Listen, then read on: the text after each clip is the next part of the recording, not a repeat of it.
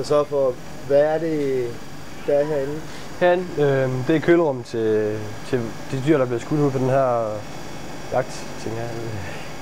Men det er de her 4 svin, vi har skudt i dag. Det var på den der, det var på den 3. drivjagt, tror jeg nok. Jo, tror jeg nok. Der fik vi skudt de her.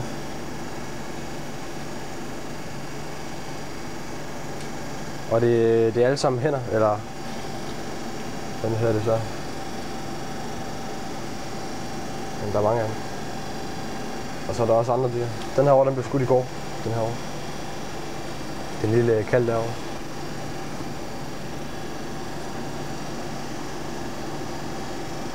Og så er der en ræv hernede. Den skød Peter fra vores skole i går.